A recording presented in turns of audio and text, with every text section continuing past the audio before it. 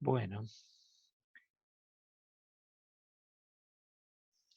bueno, lo primero, chicos, antes de comenzar a hablar de arritmias concretamente, necesito hacer un repaso junto con ustedes sobre nuevamente lo que son los principios de todo lo que es nuestra representación gráfica de la actividad eléctrica del corazón, es decir, del electrocardiograma, porque en base al trazado electrocardiográfico es que vamos a hacer el diagnóstico de la totalidad de las arritmias. Recordemos entonces cómo está conformado nuestro sistema cardionector.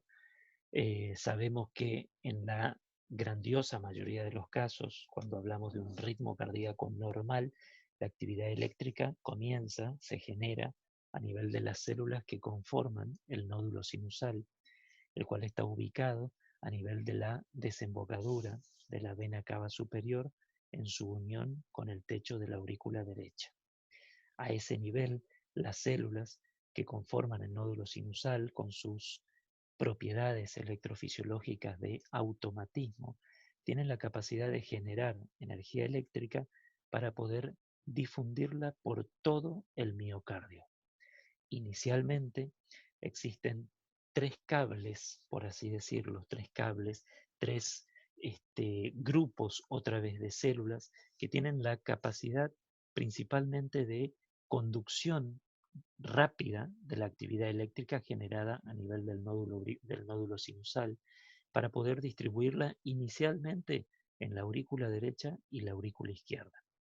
Toda esa actividad eléctrica que va a despolarizar inicialmente la aurícula derecha e izquierda van a conformar una sola onda superpuestas a ambas actividades eléctricas, que es la onda P.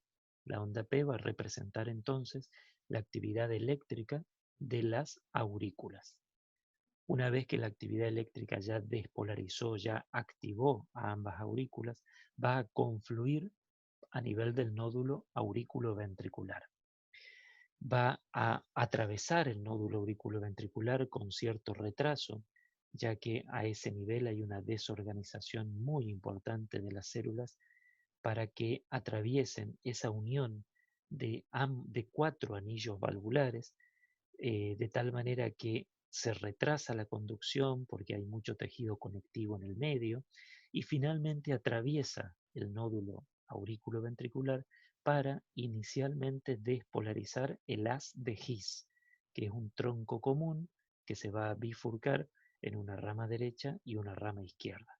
A su vez, la rama izquierda se bifurca en antero superior y póstero inferior. De tal manera que toda la energía eléctrica que se ha generado a nivel del nódulo sinusal va a finalmente a llegar a ramas cada vez más pequeñas que conforman el sistema His-Purkinje, llegando a la totalidad del miocardio, tanto ventricular derecho como ventricular izquierdo. Esa actividad eléctrica que llegó a través de las ramas y del sistema His-Purkinje a ambos ventrículos van a conformar el complejo QRS, el cual representa la despolarización de los ventrículos, la activación eléctrica. Una vez que terminó de activarse eléctricamente la totalidad de las células ventriculares, va a comenzar el proceso de repolarización, es decir, de reorganizar otra vez toda esta actividad eléctrica para que la totalidad otra vez de las células miocárdicas estén predispuestas a ser excitadas nuevamente por otro nuevo estímulo eléctrico. De tal manera que siguiendo estos pasos, nosotros en un electrocardiograma normal tenemos que ver siempre una onda P, un intervalo PR, un complejo QRS, un segmento ST y una onda T. De eso nos está hablando de que la actividad eléctrica de nuestro corazón, el proceso de despolarización y de repolarización es normal siempre y cuando en un electrocardiograma de 12 derivaciones nosotros analicemos la frecuencia, analicemos la presencia o ausencia de estas ondas que acabamos de nombrar, que analicemos el eje de despolarización tanto de la onda P como ritmo del QRS, que analicemos que sean isodifásicos, tanto el PR como el ST, todas esas características para que nosotros podamos decir que estamos en presencia de un electrocardiograma normal. Nuestros pacientes, cuando no tienen un electrocardiograma normal, es decir, han desarrollado algún tipo de arritmia, en la mayoría de los casos, no así en todos los casos, por eso le digo en la mayoría de los casos, se presentan a la consulta con algún tipo de síntoma. Los síntomas son totalmente disímiles en cada paciente. En muchos de ellos pueden ser las palpitaciones, que suelen ser las más frecuentes. Y hablamos de palpitaciones cuando hablamos de la sensación de percibir el latido cardíaco, cosa que normalmente no lo percibimos. Ahora que, por ejemplo, yo estoy dando la clase, ustedes me están escuchando, ustedes no están percibiendo el latido de su corazón porque están concentrados en otro tipo de actividad. En cambio, si estuvieran corriendo, sí percibirían el latido de su corazón. En ese caso estamos hablando de palpitaciones. ¿A qué voy con esta diferencia? Que percibir el latido del corazón, es decir, tener palpitaciones, no siempre es anormal. Es anormal dependiendo del contexto clínico en el cual se presentan. Si están corriendo, están haciendo actividad física, es normal tener palpitaciones.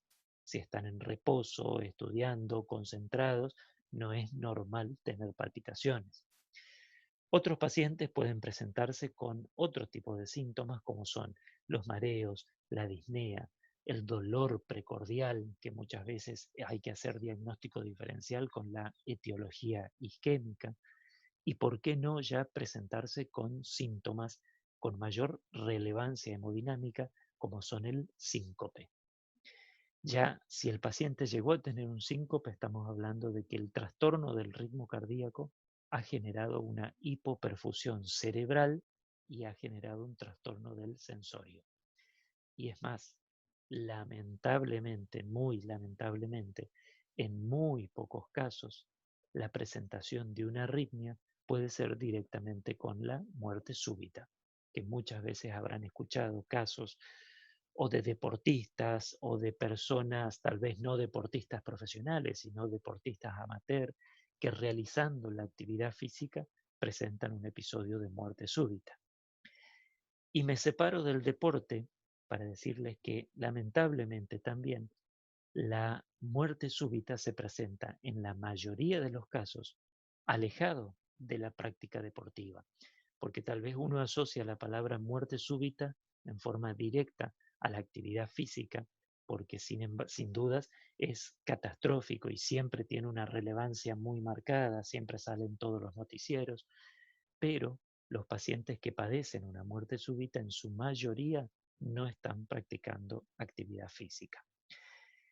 Entonces, resaltemos, recordar todo el tiempo nuestro sistema cardionector, el orden en el que se van a ir activando cada uno de los segmentos del corazón, recordar lo que es un electrocardiograma normal, como ya dimos en la clase, todos los parámetros que hay que ir teniendo en cuenta para hablar de que se trata de un electrocardiograma normal, desde calcular su frecuencia, analizar el ritmo, si estamos o no en presencia de onda P delante de cada QRS, si esas ondas P son de origen sinusal, teniendo en cuenta el eje de despolarización, si el ancho del QRS es normal, si el segmento ST es normal, si el intervalo PR es normal, todo en forma sistemática deben ir leyendo para ustedes finalmente concluir diciendo es un electrocardiograma normal y poder separar la paja del trigo, como siempre se dice, y decir el paciente tiene o no tiene arritmias en el electrocardiograma. Cuando hablamos de arritmias, hablamos de todo tipo de ritmo que se aleje del origen normal de la actividad eléctrica, es decir, todo tipo de ritmo que no nazca en el nódulo sinusal o que naciendo en el nódulo sinusal la frecuencia no es normal. Hablamos de una frecuencia normal en reposo, por supuesto, cuando un paciente tiene más de 60 y menos de 100.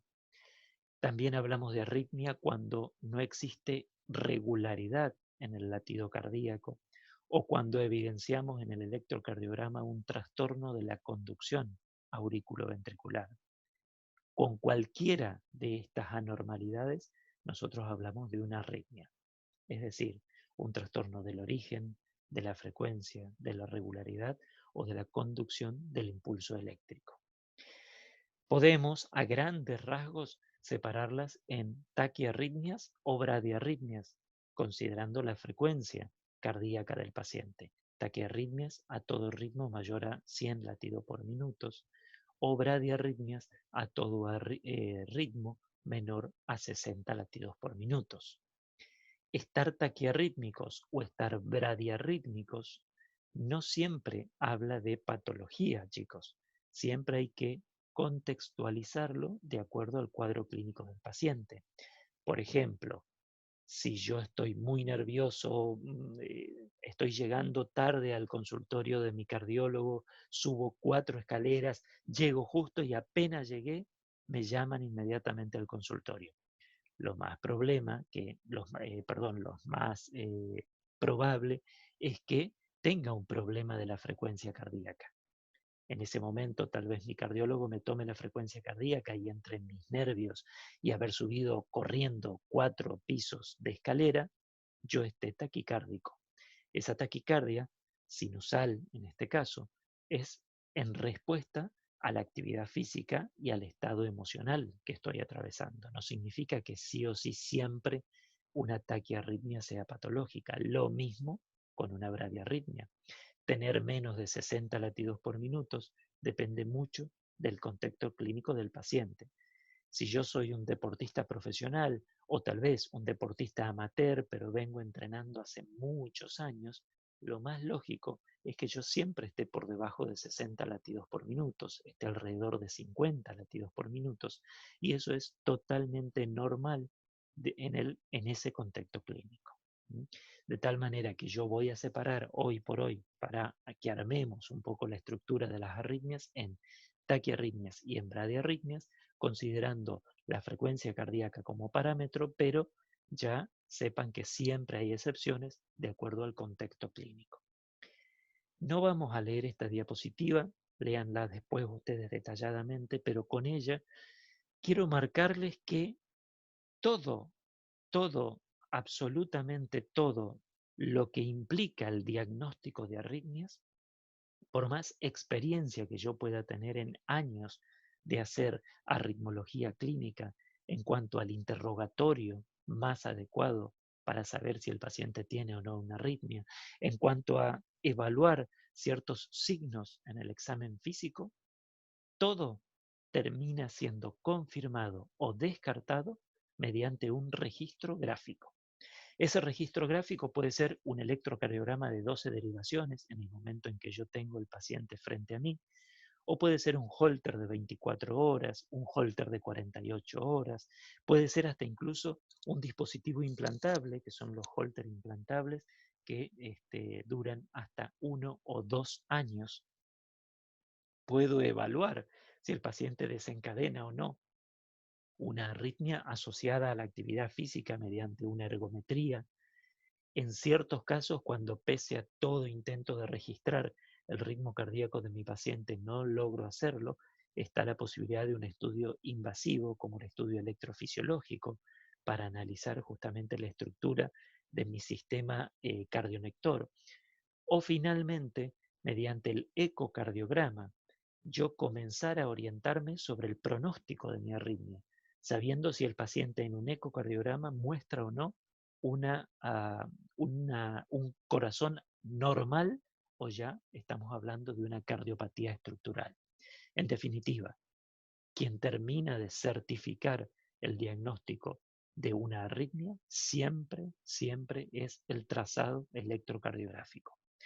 Mediante mi interrogatorio y mi examen físico o mi ecocardiograma, yo puedo sospechar definitivamente de qué tipo de arritmia podríamos estar hablando, pero el diagnóstico final es el trazado electrocardiográfico. Una vez que yo estoy hablando o de taquiarritmias o de bradiarritmias, voy a volver a separar otra vez, en este caso, mis taquiarritmias, teniendo en cuenta el ancho del QRS. Voy a hablar de taquiarritmias con QRS estrecho o taquiarritmias de QRS ancho. Y voy a resaltarles en esta diapositiva que hablamos de taquiarritmias con QRS estrecho y no hablamos de taquiarritmias supraventriculares. Más allá de que en la grandiosa mayoría de los casos, las taquiarritmias de QRS estrecho son principalmente de origen auricular o supraventriculares, pero puede haber arritmias ventriculares con QRS estrecho.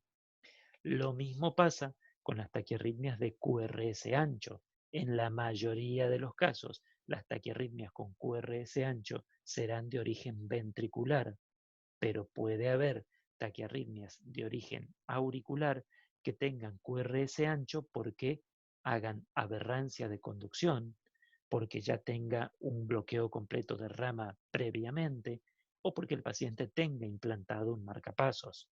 Entonces, las vamos a separar con QRS estrecho o con QRS ancho sin decir exactamente cuál es el origen de esa taquiarritmia. Si yo quiero seguir clasificando a mis arritmias, esto es muy bueno hacerlo. Ya ahora vamos a hacer un resumen al final para que vean ustedes que no es complejo. Hablamos de que las taquiarritmias, otra vez de QRS estrecho, se pueden dividir otra vez de acuerdo a si son regulares o irregulares, para que yo pueda sospechar con mayor fuerza una arritmia irregular, como la fibrilación auricular o como puede ser el aleteo auricular, versus arritmias que son regulares en el trazado electrocardiográfico o en la palpación del pulso del paciente, como pueden ser las taquicardias sinusales, auriculares, también el aleteo auricular con conducción 2-1, las taquicardias paroxísticas supraventriculares, como ser la reentrada intranodal o las reentradas por vías accesorias. En ese caso, vamos a encontrar siempre regularidad en la palpación del pulso o en nuestro trazado electrocardiográfico. Fíjense cómo con este parámetro yo, mediante el examen físico, yo ya puedo empezar a sospechar fuertemente de qué tipo de arritmia se trata. Si yo tengo frente a mí, en una guardia de emergencia, un paciente que viene por palpitaciones, yo simplemente hago la palpación del pulso y en el pulso percibo 150 latidos por minuto y claramente percibo irregularidad en el pulso, yo ya estoy haciendo un diagnóstico diferencial, un punto de corte muy importante diciendo, este paciente que yo tengo, lo más probable es que tenga fibrilación auricular o aleteo auricular. Y a su vez, sabiendo que la fibrilación auricular es la arritmia más importante, más frecuente en la población en general, yo casi tengo confirmado el diagnóstico de fibrilación auricular. However, sin embargo, ya saben ustedes que terminan confirmando ese diagnóstico mediante el trazado electrocardiográfico. Vamos a la primera de las taquiarritmias, con QRS estrecho, con regularidad en cada uno de sus latidos, la taquicardia sinusal. La taquicardia sinusal es una de las responsables más frecuentes de las palpitaciones de los pacientes que consultan justamente por palpitaciones o por disnea o por hasta incluso debilidad generalizada, mareos. Y hablamos de taquicardia sinusal cuando nosotros tenemos a nivel electrocardiográfico un trazado en el que yo confirmo que la despolarización, la activación de las aurículas tiene origen sinusal. ¿Se acuerdan cuando dimos la clase de electrocardiograma que decíamos, la P, yo puedo confirmar que esta onda P es sinusal cuando es positiva en D2, positiva en ABF, es negativa en ABR, y por lo tanto el eje de despolarización está alrededor de los 60 grados. Entonces, en ese caso, yo confirmo que esa onda P es de origen sinusal. Cuando yo vea un trazado electrocardiográfico con más de 100 latidos por minuto, con una onda P de origen sinusal, yo estoy certificando el diagnóstico de taquicardia sinusal. En el 99,9% de los casos, chicos, 99,9% de los casos, busquen una causa secundaria de taquicardia sinusal. Busquen alguna etiología responsable que esté generando esa excitabilidad del nódulo sinusal, como por ejemplo un trastorno de ansiedad, anemia, una infección, insuficiencia cardíaca, un hipertiroidismo, un feocromocitoma. Evalúen siempre efectos colaterales de fármacos, ya que en el 99,9% de los casos la taquicardia sinusal tiene una etiología secundaria responsable. Hay, como queda, un 0,1% de los casos, estoy exagerando, ¿no es cierto? Con esta estadística no es tan así. Hay muy pocos casos de pacientes que en realidad tienen una taquicardia sinusal inapropiada. Se llama taquicardia sinusal inapropiada a una arritmia en la cual uno ha descartado por completo todo tipo de etiología secundaria de taquicardia sinusal. Y estamos hablando de una eventual taquicardia por reentrada sinoauricular, es decir, un microcircuito de reentrada entre el nódulo sinusal y el tejido auricular adyacente al nódulo sinusal. También se discute si el origen de la taquicardia sinusal inapropiada podría ser o no una enfermedad autoinmune, que existan anticuerpos que estén atacando permanentemente a nuestro nódulo sinusal y generando la hiperactividad del mismo. Entonces, hablamos de taquicardia sinusal siempre y cuando tengamos un trazado electrocardiográfico en el que veamos una frecuencia de más de 100 latidos por minuto y confirmemos que nuestra onda P sea positiva en 2, positiva en F, negativa en R, y que pueda ser o no isodifásica o tener un componente plus minus en la precordial B1.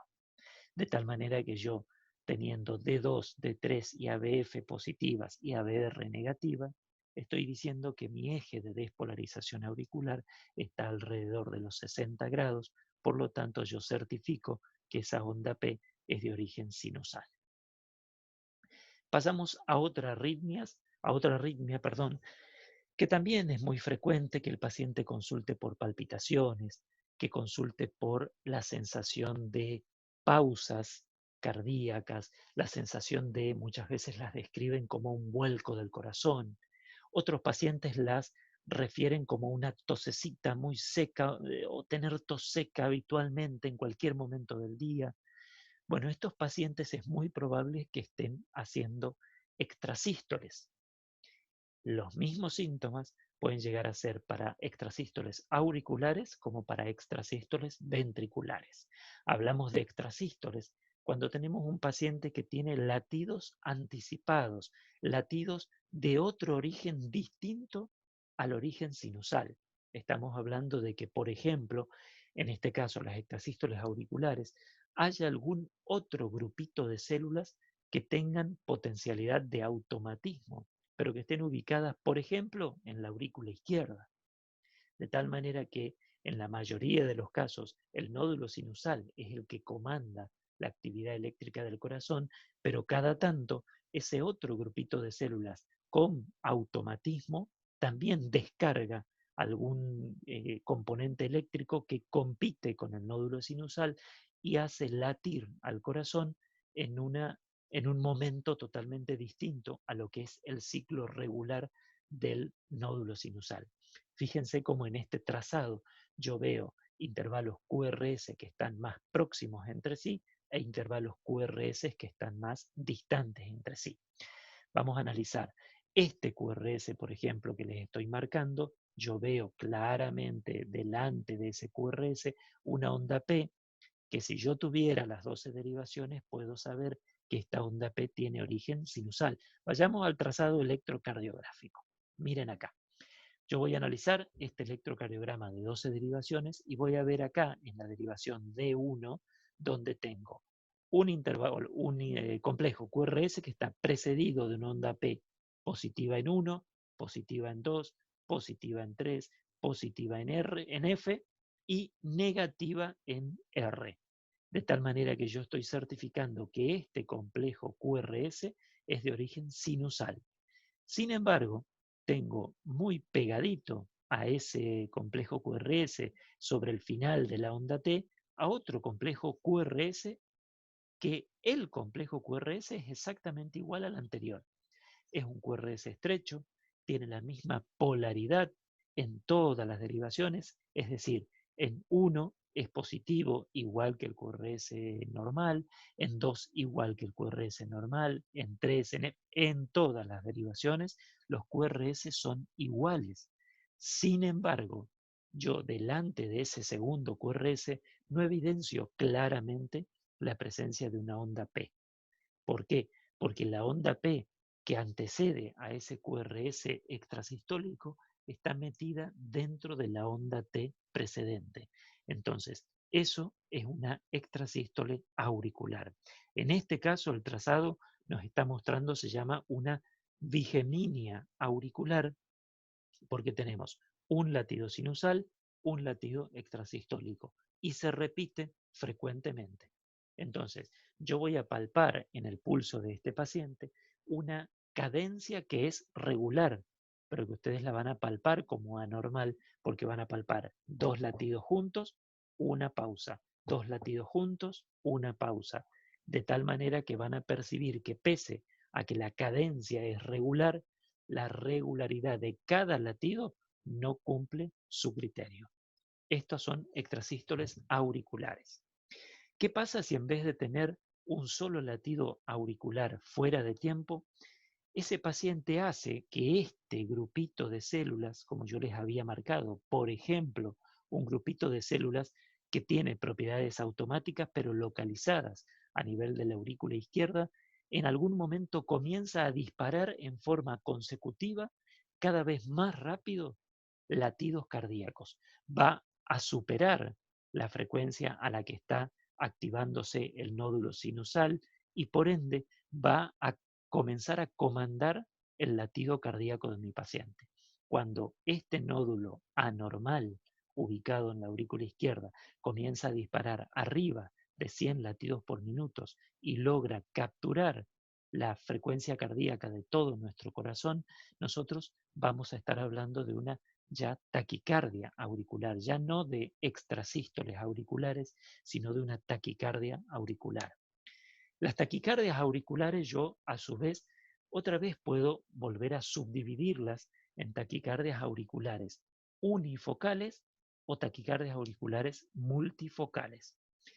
¿Cómo diferencio esto? Lo vamos a diferenciar como siempre en el trazado electrocardiográfico. Yo voy a hablar de una taquicardia auricular unifocal cuando yo en mi trazado electrocardiográfico siempre vea que la onda P que está antecediendo a mi QRS siempre es la misma, siempre tiene la misma morfología, el mismo eje de despolarización. Fíjense en este trazado que tenemos una taquicardia auricular unifocal. ¿Por qué yo digo que esto no es una taquicardia sinusal? Por lo que acabamos de explicar anteriormente. Para que hablemos de una taquicardia sinusal, la onda P debería ser positiva en 1, positiva en 2, en 3, en F y negativa en R, de tal manera que acá no cumple los criterios. Yo tengo una onda P negativa en 1, después positiva en 2, 3 y F, sí, pero es negativa en 1, de tal manera que ya no estamos hablando de que la onda P se inicia en el nódulo sinusal.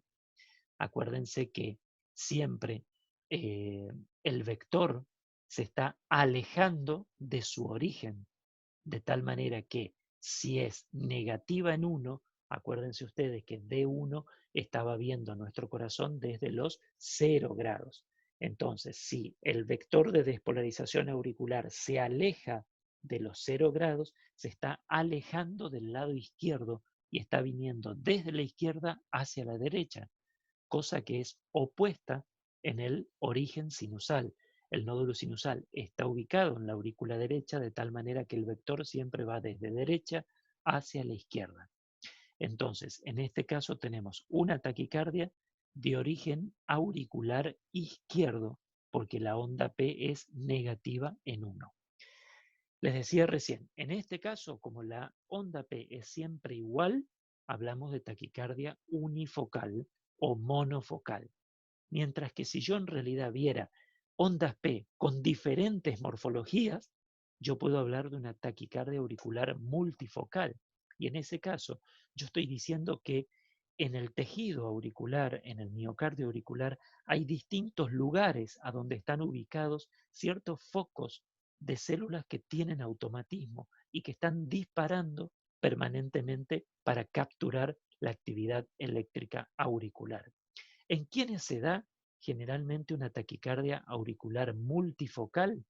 En pacientes que tienen enfermedades pulmonares, como por ejemplo enfermedad pulmonar obstructiva crónica, pacientes que tienen tromboembolismos pulmonares, pacientes que tienen hipertensión pulmonar idiopática, o pacientes que vienen consumiendo, por ejemplo, digoxina como antiarrítmico o como un inotrópico positivo durante mucho tiempo y desarrollan una intoxicación digitálica.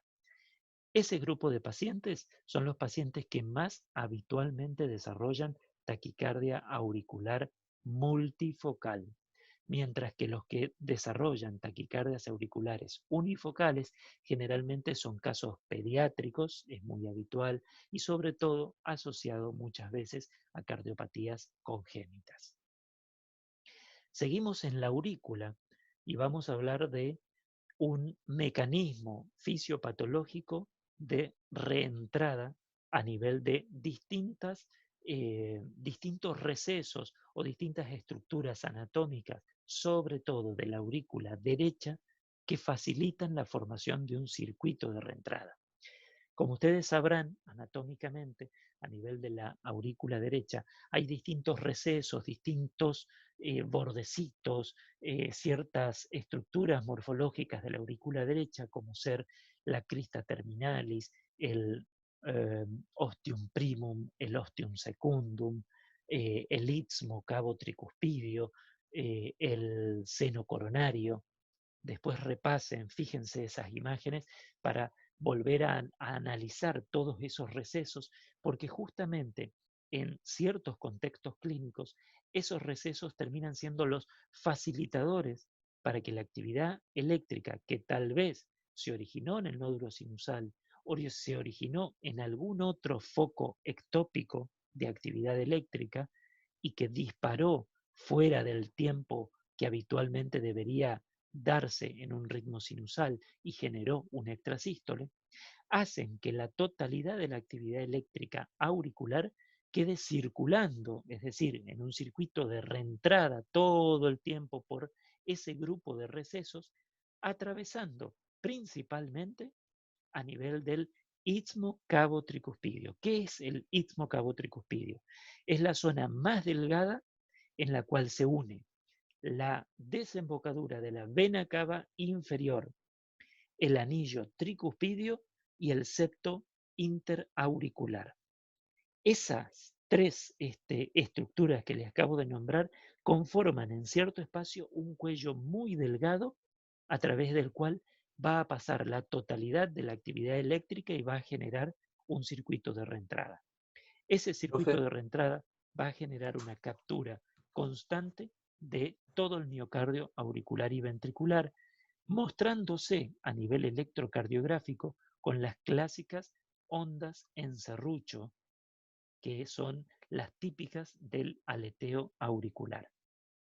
Yo quiero que graben en su retina esta imagen y siempre que vean un trazado electrocardiográfico con estas ondas en serrucho, fíjense que son muy clásicas, tienen una rampa de ascenso un poquito más rápido, luego una pequeña meseta y luego una rampa de descenso un poco más lenta. Estas ondas en serruchas son patognomónicos del aleteo auricular o también se llama flúter auricular. No duden en diagnosticarlo siempre que lo vean. Ahora, ¿dónde se lo ve? ¿Se lo ve en las 12 derivaciones? No, Generalmente no se lo ve así tan claro en las 12 derivaciones. Donde ustedes tienen que ir a buscar en el electrocardiograma son en las derivaciones de la cara inferior, en D2, en D3 y en ABF. Son las tres derivaciones en las que más fácilmente uno puede apreciar este tipo de ondas en serrucho, características del flúter auricular. Ustedes van a cara inferior, ven estas ondas en serrucho, chau, terminó su análisis electrocardiográfico. Están ante la presencia de un aleteo auricular. En ese caso, ustedes pueden dar más información, decir, es un aleteo auricular con conducción 2-1, 3-1, 4-1, contando qué cantidad de ondas en serrucho hay entre cada QRS. Puede que la conducción sea regular o irregular, puede que haya entre dos QRS haya 3 ondas en serrucho, entre los próximos dos QRS haya 8 ondas en serrucho, entonces estamos hablando de una conducción aurículo-ventricular irregular. Ustedes en este trazado están viendo que las aurículas laten a 300 latidos por minuto, mientras que los ventrículos tal vez estén latiendo a 80 latidos por minuto. ¿Y de qué depende esto? Depende de las propiedades de conducción del nódulo auriculoventricular. En este caso, sus aurículas están con un tipo de ritmo cardíaco y sus ventrículos están con otro tipo de ritmo cardíaco. Gracias a que el nódulo auriculoventricular filtra los latidos que se están generando en la aurícula, porque ustedes imagínense que la aurícula está latiendo a 300 latidos por minuto y el nódulo auriculoventricular no filtra nada y deja pasar los 300 latidos por minuto. ¿Qué pasaría? Que nuestros ventrículos estarían latiendo a 300 latidos por minuto, lo que sería incompatible con la vida. Haríamos un aleteo ventricular y sin lugar a dudas, al menos el paciente estaría sincopado, inconsciente o con una muerte súbita. Otro tipo de arritmia, y ya vamos bajando, vamos a aproximarnos a lo que es el nódulo aurículo-ventricular. Todavía estamos por arriba de las de His. Todavía vamos a hablar de arritmias supraventriculares. Y dentro de estas supraventriculares, como yo les decía, en la grandiosa mayoría de los casos, vamos a hablar de taquiarritmias con QRS estrecho. Otro tipo de arritmias que son también muy frecuentes de presentarse, generalmente el grupo etario es la edad media de la vida, desde adultos jóvenes, desde los, por ejemplo, 20 años hasta los 50, 60 años. Es el grupo etario en el que más frecuentemente encontramos las taquicardias paroxísticas supraventriculares.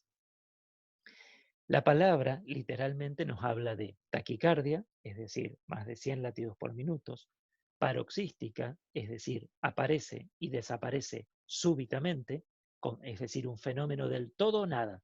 No es que va aumentando de a poquito o disminuye de a poquito, lentamente, progresivamente, no. Comienza rápidamente, corta rápidamente. Y supraventricular porque siempre el circuito de reentrada que genera la arritmia se ubica por arriba de las de His. Dentro de las taquicardias paroxísticas supraventriculares tenemos dos grandes grupos. Las que el circuito de reentradas está localizado en el nódulo, dentro del nódulo auriculoventricular, o las que necesitan de una vía accesoria, un cablecito extra por fuera del nódulo auriculoventricular, como para generar un circuito de reentrada más grande entre las aurículas y los ventrículos. En primer lugar, la que estamos viendo que es la taquicardia por reentrada intranodal, es decir, que el circuito de reentrada está conformado por la vía rápida y la vía lenta del nódulo auriculoventricular. Sepan que a nivel del nódulo auriculoventricular tenemos a grandes rasgos dos cablecitos. Un cablecito que conduce rápidamente la energía eléctrica desde las aurículas hacia los ventrículos y un cablecito que si alguna vez se bloqueara el cablecito rápido, hay un cablecito que conduce más lentamente la actividad eléctrica desde las aurículas hacia los ventrículos, que se llama vía lenta. Sin embargo, en la grandiosa mayoría de nosotros, por suerte, Ese, ese cablecito lento puede no estar activo en toda nuestra vida o puede que directamente nunca se haya conformado una vía lenta, que solamente tengamos una vía rápida. Pero hay muchos pacientes que tienen una vía rápida y además una vía lenta. Y puede pasar que una extrasístole auricular o una extrasístole ventricular genere, active ese cablecito lento y genere un circuito de reentrada en el cual la actividad eléctrica va a estar dando vuelta entre la vía rápida y la vía lenta. Y desde ese circuito de reentrada que va a estar focalizado en el nódulo aurículo-ventricular, va a disparar actividad eléctrica en forma simultánea para los ventrículos hacia abajo y para las aurículas hacia arriba. Es decir, que va a estar generando actividad eléctrica, despolarización, contracción de los ventrículos al mismo tiempo que las aurículas. ¿Qué genera esto? Genera que justamente el paciente que tiene este tipo de taquiarritmia por reentrada intranodal perciba muchas veces las palpitaciones principalmente en la base del cuello, porque el paciente cuando laten sus aurículas, quieren contraerse y enviar la sangre hacia sus ventrículos, se encuentran con las válvulas auriculoventriculares cerradas, porque los ventrículos también están contrayéndose y enviando sangre hacia la aorta y a la pulmonar, de tal manera que va a haber una repercusión tanto de presión como de volumen en forma retrógrada y el paciente va a percibir muchas veces una palpitación muy intensa a nivel de la base del cuello. La taquicardia por reentrada intranodal es un poquito más frecuente en mujeres que en varones. Lo opuesto pasa en las taquicardias por reentrada por vía accesoria. Es un poquito más frecuente en varones que en mujeres. ¿Cómo vamos a distinguir esto a nivel del trazado electrocardiográfico? Acá hay un secretito que los puede ayudar a distinguir y a confirmar, por un lado, el diagnóstico de taquicardias paroxísticas supraventriculares por un mecanismo reentrante. Cuando ustedes tengan frente a ustedes en una guardia de emergencia, y esto es muy probable que les pase el día de mañana, una persona relativamente joven, imagínense 40 años, sin antecedentes patológicos, habitualmente tienen un corazón sano, no hay antecedentes cardiovasculares relevantes, se presenta por palpitaciones, disneas, está agitado el paciente, ustedes lo acuestan, le toman el pulso y ya perciben que el paciente está a 160, 180 latidos por minuto, 200 latidos por minuto. Inmediatamente piden que le hacer un electrocardiograma, hacen el trazado electrocardiográfico y ustedes en el electrocardiograma ven una taquiarritmia con QRS estrecho, regular, como estamos apreciando en este momento. En ese caso vayan inmediatamente a analizar la derivación V1, la precordial V1, y evalúen el final del QRS. Habitualmente, en pacientes que tienen una reentrada intranodal, habitualmente la onda P queda retrógrada y deforma el final del QRS. Es muy sutil, es muy pequeño, no siempre se lo ve porque esa onda P también puede quedar completamente dentro del QRS, pero es habitual que se vea cómo deforma ese final del QRS. Una vez que ustedes vieron el electrocardiograma, saben que se trata de una taquiarritmia con QRS estrecho, regular, están ante la presencia de una taquicardia paroxística supraventricular por un mecanismo reentrante, ustedes van a adoptar como conducta, primero, intentando maniobras físicas como las maniobras de Valsalva, es decir, comprimir el abdomen para que el paciente ponga duro el abdomen, genere contracción de los músculos abdominales, cierra la glotis, el paciente está haciendo fuerza como cuando va de cuerpo. Es una maniobra de Valsalva muy útil que el paciente debe aguantarla lo máximo posible y esa maniobra de Valsalva tiene la posibilidad de interrumpir el mecanismo de reentrada. Si ustedes probaron 2, 3, 4 veces la maniobra de Valsalva y no logra interrumpirse el circuito de reentrada, el próximo paso es, mediante una vía periférica, la administración de adenosina, un fármaco endovenoso que debe ser administrado siempre en bolo, seguido uno hace el bolo de adenosina y a continuación inmediatamente un bolo de 10 centímetros cúbicos de solución fisiológica, ya que la adenosina es un fármaco endovenoso con una vida media extremadamente corta, estamos hablando de segundos de duración, y ese bolo que ustedes hicieron de adenosina, por ejemplo, administrados a través del pliegue del codo, necesita llegar urgentemente al nódulo aurículo-ventricular. Para que llegue urgentemente, yo atrás del nódulo del bolo de adenosina hago un bolo rápido de solución fisiológica. De esa manera ayudo a que el fármaco llegue al nódulo auriculoventricular e interrumpa el circuito de reentrada AB y el paciente pase inmediatamente a ritmo sinusal. ¿Qué vamos a hacer con el electrocardiograma en ritmo sinusal? Otra vez, inmediatamente, esperen, no, pensé que lo tenía puesto, pero no está. El electrocardiograma en ritmo sinusal, una vez que ustedes revirtieron la arritmia, vayan nuevamente a V1, a la precordial V1, y busquen qué pasa con ese QRS en ritmo sinusal. Si ustedes, el QRS en ritmo sinusal, no tiene esta pequeña deformidad al final del QRS, ustedes con ese diagnóstico en ritmo sinusal, en forma retrospectiva, están certificando el diagnóstico por reentrada intranodal o auriculoventricular. Ustedes están certificando que la taquiarritmia de ese paciente es por mecanismo de reentrada, y que ese paciente como tratamiento curativo va a ser necesario una ablación con radiofrecuencia. Eso ya es derivado al especialista para que realice el procedimiento invasivo y termine de eliminar ese cablecito extra que sobra en el corazón y no se pueda reproducir nunca más esa taquiarritmia en el corazón del paciente.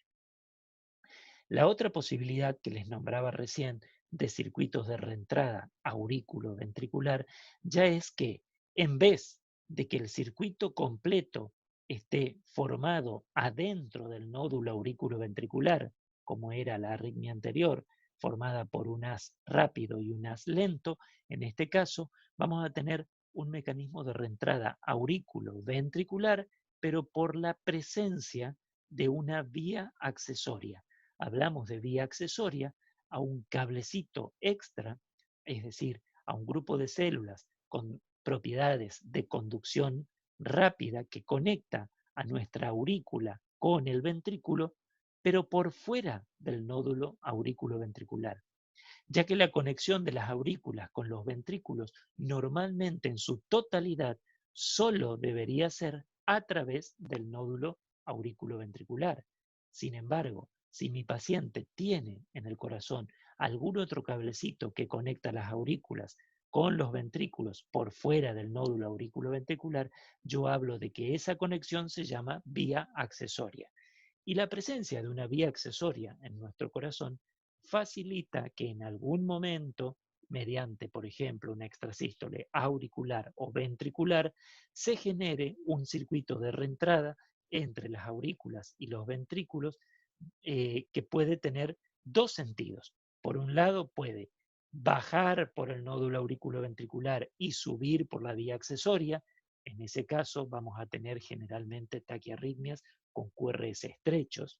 Estamos hablando de una taquicardia por reentrada ortodrómica, se llama, cuando la bajada de la electricidad es por el circuito normal del paciente. Pero también puede darse el circuito al revés, la energía eléctrica bajar por la vía accesoria y subir por nuestro nódulo auriculoventricular. En ese caso, estaríamos hablando de una taquicardia por reentrada auriculoventricular antidrómica. Y en ese caso, en la mayoría de los casos, vemos la presencia de una taquicardia con QRS ancho. ¿Cómo lo vamos a diferenciar en el electrocardiograma? Viendo en este caso, vamos de nuevo a la precordial V1. Como el circuito de reentrada es más grande que el intranodal, como habíamos visto anteriormente, el intranodal es más pequeño, de tal manera que el disparo eléctrico hacia las aurículas y los ventrículos es prácticamente al mismo tiempo, por eso la onda P queda prácticamente metida dentro del QRS. En este caso no pasa lo mismo. El circuito es mucho más grande y siempre se activa primero el ventrículo y luego en forma retrógrada la aurícula. Por lo tanto, la onda P queda visible por detrás del QRS. No deforma el final del QRS, sino que deforma el segmento ST o deforma la onda T. De todas maneras, a mí, hoy por hoy, me interesa que ustedes, como médicos generalistas, simplemente puedan hacer el diagnóstico de, con este trazado electrocardiográfico, una taquiarritmia, porque tiene más de 100 latidos por minuto, de QRS estrecho, porque el ancho del QRS es menor de 0,12, es regular y pueden, como no, si tienen la capacidad o tienen las ganas de entrenarse, buscar o no la visualización de una onda P detrás del QRS.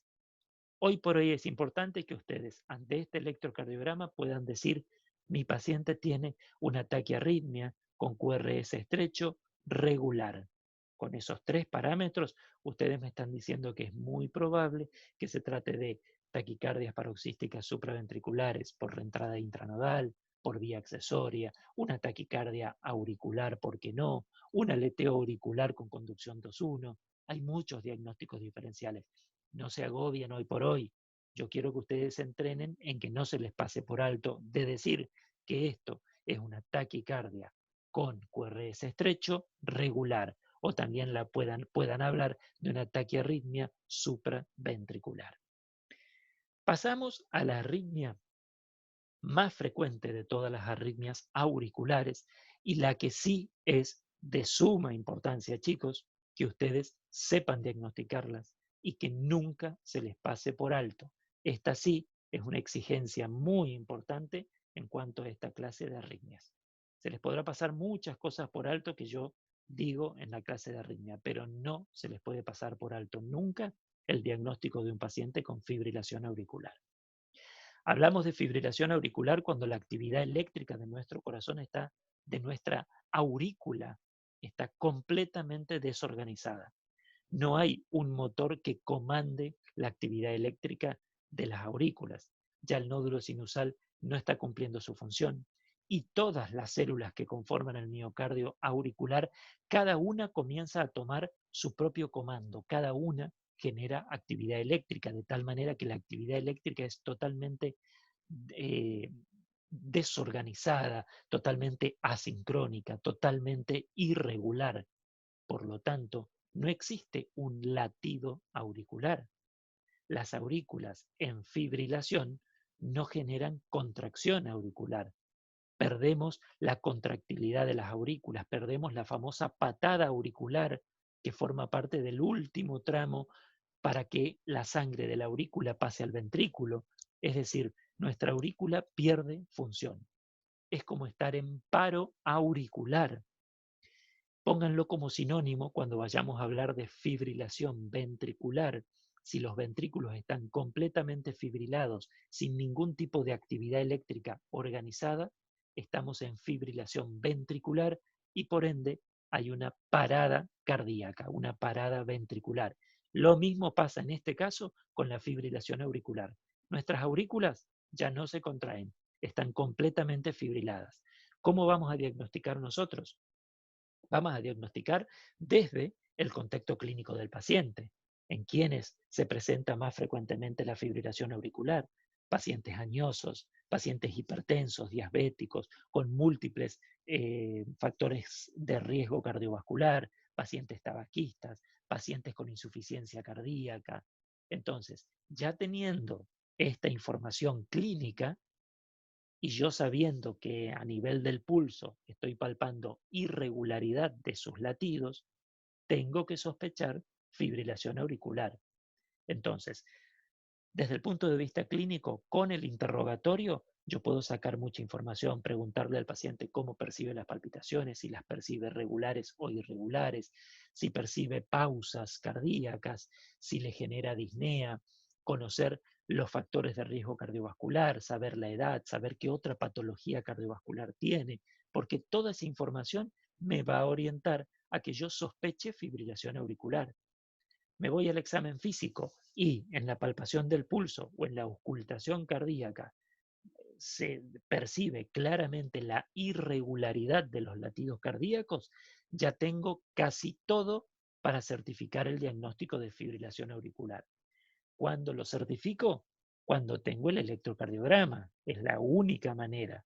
En el electrocardiograma yo voy a ver que, como muestra aquí el trazado, irregularidad de los RR, es decir, irregularidad entre los complejos QRS, y claramente en la línea de base no voy a encontrar una onda P que se repita delante de cada QRS, una onda P con similar morfología. Voy a encontrar una línea de base totalmente irregular que no evidencia una contracción o una actividad eléctrica organizada de mi aurícula.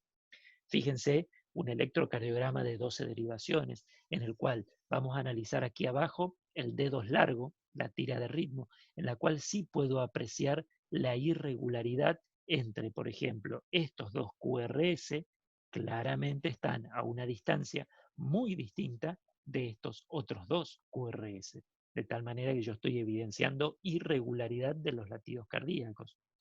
Observo en todas las derivaciones y no veo una onda P que se repita en la totalidad de mi electrocardiograma. Veo una línea de base totalmente irregular, sin ninguna estructura de actividad eléctrica organizada. Este paciente tiene una fibrilación auricular. Yo la fibrilación auricular después la puedo subclasificar, pero aquí es importante que ustedes tienen ese contexto de paciente, ven este trazado electrocardiográfico y ustedes pueden hablar de una taquiarritmia con QRS estrecho irregular, pero en este caso yo sí les voy a exigir que ustedes certifiquen diagnóstico de fibrilación auricular. Acá sí les voy a pedir que me den el diagnóstico preciso de la arritmia. Si se trata de una taquisupra, yo dejo que ustedes describan taquiarritmia, QRS estrecho, regular, compatible con taquicardia paroxística supraventricular, sin decirme exactamente cuál es el mecanismo. Eso no pasa nada. Pero cuando tengamos este tipo de electro, sí están obligados a hacer diagnóstico de fibrilación auricular. Después, acuérdense cuando dimos la clase de electro, cómo vamos a evaluar la frecuencia cardíaca de este paciente. Como es irregular, la vamos a evaluar contando 30 cuadraditos grandes y viendo qué cantidad de QRS quedan dentro de esos 30 cuadraditos grandes para multiplicar por 10 y así calcular su frecuencia ventricular. Punto aparte. Hasta aquí hemos llegado con las taquiarritmias de QRS estrecho, las cuales en su gran mayoría son taquiarritmias de origen supraventricular, en su gran mayoría. Vamos a empezar a hablar a partir de acá de las arritmias con QRS ancho, las cuales, como dijimos, en su gran mayoría serán de origen ventricular, pero no siempre, como lo pueden ver aquí.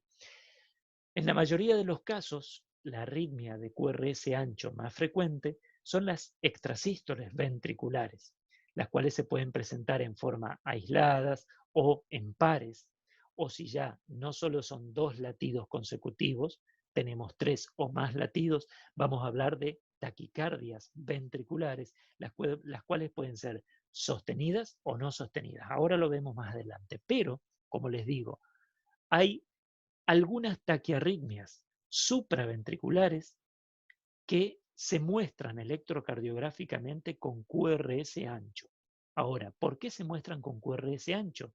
Puede ser por varios motivos. Puede ser porque la taquiarritmia supraventricular conduce muy rápidamente por el nódulo auriculoventricular, conduce muy rápidamente por las ramas, pero como esas ramas tienen una determinada capacidad, un determinado periodo refractario.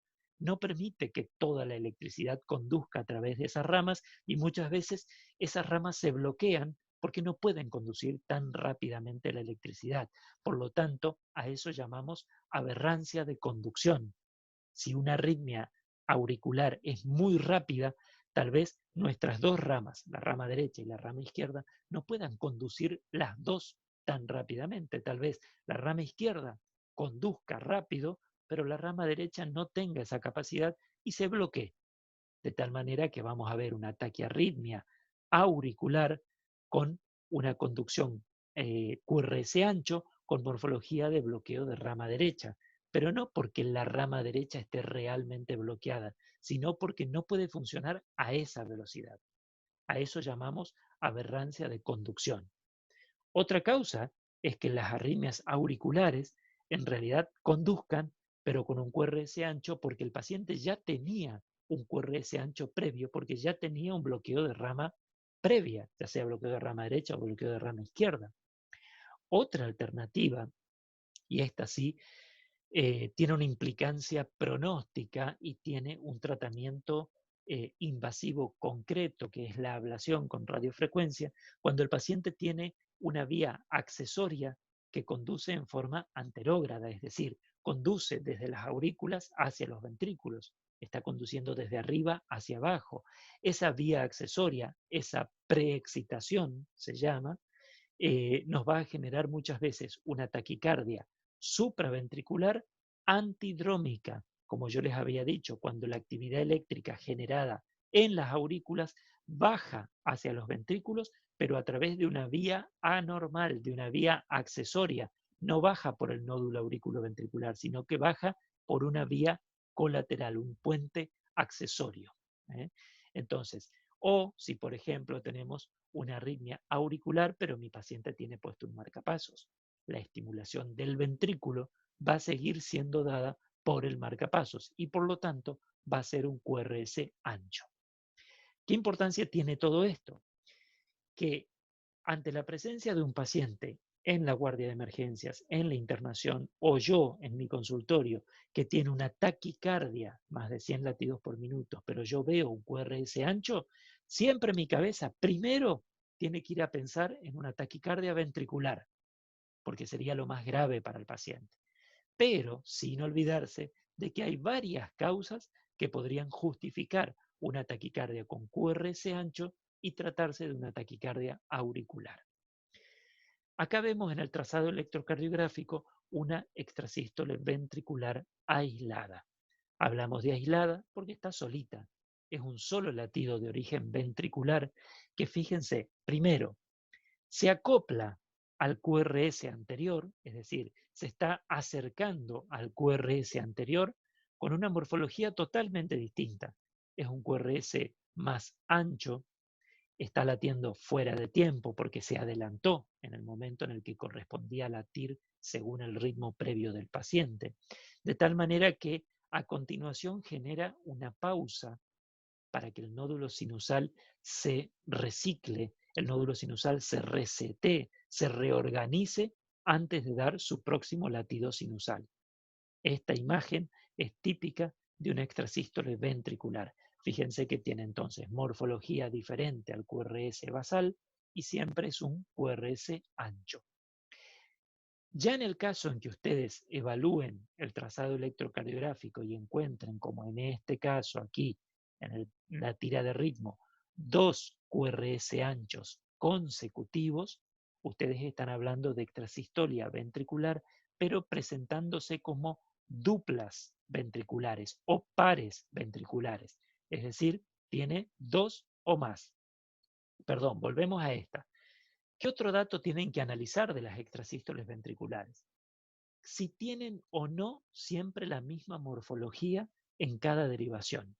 Por ejemplo, acá tengo la tira de ritmo y yo veo acá una extrasístole ventricular aislada, acá otra extrasístole ventricular aislada que tiene la misma morfología que la extrasístole anterior. Y acá veo una dupla ventricular o par ventricular que siguen teniendo la misma morfología que la extrasístole en esa misma derivación. Por lo tanto, yo estoy hablando de que acá hay un foco, un grupo de células en los ventrículos que está disparando cada tanto y generando estas extrasístoles ventriculares. Es decir, que yo hablo de extrasístoles ventriculares unifocales o monofocales, porque siempre salen del mismo lugar, porque siempre tienen la misma morfología. En cambio, fíjense este trazado electrocardiográfico. Vamos de nuevo a la tira de ritmo al D2 largo. Yo veo este QRS con la onda P delante, que lo precede, es el latido normal. Se repite acá, acá tengo otro latido normal, se repite acá, acá tengo otro latido normal, se repite acá, y así sucesivamente. Pero sin embargo, entre estos latidos normales, yo veo latidos con QRS ancho, pero de diferentes morfologías. Entonces yo estoy hablando de que este paciente tiene extrasístoles ventriculares polifocales o multifocales, de más de un foco, porque tienen diferentes morfologías. Finalmente, si yo veo en este trazado, tengo un paciente con, ya veo una alta densidad de arritmias ventriculares, veo muchos complejos QRS anchos, en algunos casos presentados como duplas ventriculares, pero acá yo ya veo más de dos QRS anchos consecutivos. Siempre que tengamos desde 3 en adelante QRS anchos consecutivos, hablamos de taquicardia ventricular no sostenida. ¿Por qué decimos no sostenida y cuál es el punto de corte? Hablamos de taquicardia ventricular no sostenida cuando la taquicardia dura menos de 30 segundos de duración. No solo menos de 30 segundos, sino que además no descompensa hemodinámicamente a nuestro paciente, porque en algunos casos una taquicardia ventricular puede durar 15 segundos, pero si descompensó hemodinámicamente a mi paciente, es decir, le generó, por ejemplo, un episodio sincopal, yo ya debo hablar de taquicardia ventricular sostenida. Entonces, voy a hablar de taquicardia ventricular sostenida cuando dura más de 30 segundos o cuando, durando menos de 30 segundos, genera descompensación hemodinámica a mi paciente. Por ejemplo, miren este trazado electrocardiográfico, donde yo en todas las derivaciones estoy viendo una taquiarritmia de QRS ancho con QRS anchos, siempre con la misma morfología. De tal manera que yo digo, esto se trata de una taquicardia ventricular monomórfica y es muy probable que sea sostenida. ¿Por qué digo es muy probable? Porque la duración de este trazado electrocardiográfico a mí no me certifica que dure 30 segundos o más. Lo más probable es que sí, pero en el trazado yo no tengo 30 segundos de electrocardiograma. Entonces, en este caso, ustedes lo que deben describir es taquicardia con QRS ancho, regular, monomórfica. Describiendo el trazado electrocardiográfico, ustedes, como médicos generalistas, se están aproximando muchísimo a decir lo más probable es que este trazado electrocardiográfico se trate de una taquicardia ventricular. ¿Por qué? Porque es lo más importante que tienen que pensar ante la presencia siempre. Y no se olviden de anotar todas estas cositas que les estoy diciendo, chicos. Esto quiero que sí o sí lo anoten y lo remarquen. Siempre que ustedes estén frente a una taquicardia con QRS ancho regular, en el contexto de un paciente que ya saben que tiene una cardiopatía estructural, por ejemplo, ustedes saben que ese paciente tiene una cardiopatía isquémica, una cardiopatía hipertrófica, una cardiopatía dilatada, ustedes ante este electrocardiograma no hagan ningún otro diagnóstico diferencial. Esto es una taquicardia ventricular hasta que se demuestre lo contrario. En definitiva, ustedes deben dejar anotado que ante la presencia de una taquicardia de QRS ancho en un paciente con cardiopatía estructural, es una taquicardia ventricular hasta que se demuestre lo contrario. ¿Mm? ¿Cuáles son todos los posibles mecanismos fisiopatológicos de una taquicardia ventricular? Las taquicardias ventriculares pueden darse por mecanismos fisiopatológicos disímiles. Pueden ser tanto focales, es decir, que haya un grupito de células ubicadas en alguno de los dos ventrículos, en cualquier zona del miocardio ventricular, que tenga propiedades automáticas de automatismo, como hablábamos de las taquicardias auriculares, lo mismo, es un grupo de células localizado en alguna parte del ventrículo que ante determinadas circunstancias físico-químicas de la membrana eh, celular comience a generar impulsos y dispare en forma consecutiva un ritmo que captura primero al ventrículo y luego a la aurícula, de tal manera que va a generar una taquicardia de origen ventricular. ¿En quiénes se da generalmente las taquicardias ventriculares focales? Se dan generalmente en gente joven sin una cardiopatía estructural evidente. Generalmente se ve un corazón sano, por lo tanto se las suele llamar taquicardias ventriculares idiopáticas, porque no hay una causa que justifique o que nos certifique cuál es el mecanismo de esta arritmia. Generalmente se llaman taquicardias ventriculares idiopáticas, son de mecanismo focal automático y se presenta en pacientes relativamente jóvenes que solamente le generan síntomas como palpitaciones o disnea, pero frecuentemente no están asociadas a mal pronóstico. Generalmente tienen tratamientos farmacológicos que pueden dar buen resultado, ser efectivos, o está la posibilidad de realizar una ablación con radiofrecuencia para quemar puntualmente el motorcito extra que está ubicado a nivel de los ventrículos. Otro mecanismo que es el más frecuente, tal vez en el contexto de pacientes con cardiopatía isquémico-necrótica, es decir, pacientes que ya han padecido un infarto y que tienen, como muestra aquí el dibujo, perdón, volvemos, que muestra, como tiene aquí el dibujo, áreas, estas áreas blanquecinas serían como áreas muertas de tejido miocárdico muerto, tejido miocárdico infartado, en el cual no puede ser conductor de la electricidad. Esas zonas muertas que en el medio quedaron células vivas, genera que la electricidad cuando llega a la región infartada del miocardio pueda reentrar, atravesar esa zona infartada, tal vez con una conducción más enlentecida, pero finalmente al salir encuentra nuevamente al ventrículo sin refractariedad y pueda generar un circuito reentrante alrededor de la escara necrótica, alrededor del infarto. Ese circuito de reentrada va a generar la clásica taquicardia ventricular de un paciente con una cardiopatía isquémico-necrótica. Otro circuito reentrante muy probable es en el contexto de pacientes con miocardiopatías dilatadas, cuando ya todas las fibras de nuestro miocardio ventricular están muy estiradas, las fibras de nuestras ramas derecha e izquierda también están todas muy elongadas y por lo tanto retrasan la conducción a nivel de una de ellas y pueda generarse una reentrada rama a rama, es decir, la actividad eléctrica baja a los ventrículos por una rama y sube por la otra rama, generando un circuito entre ambas ramas y formando también a nivel de nuestro trazado electrocardiográfico una taquicardia de QRS ancho, en este caso, en el contexto de un paciente con miocardiopatía dilatada, debemos sospechar taquicardia ventricular por reentrada rama a rama. Siempre que veamos en el electrocardiograma que la taquicardia de QRS ancho, los complejos QRS son siempre todos iguales, hablamos de taquicardia ventricular monomórfica.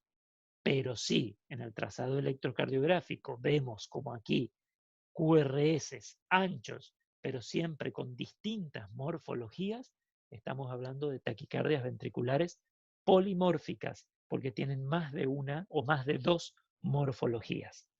Las taquicardias ventriculares polimórficas o se llaman también torsión de punta, torsada point, son arritmias que se presentan habitualmente en el contexto de la fase aguda de un infarto agudo de miocardio.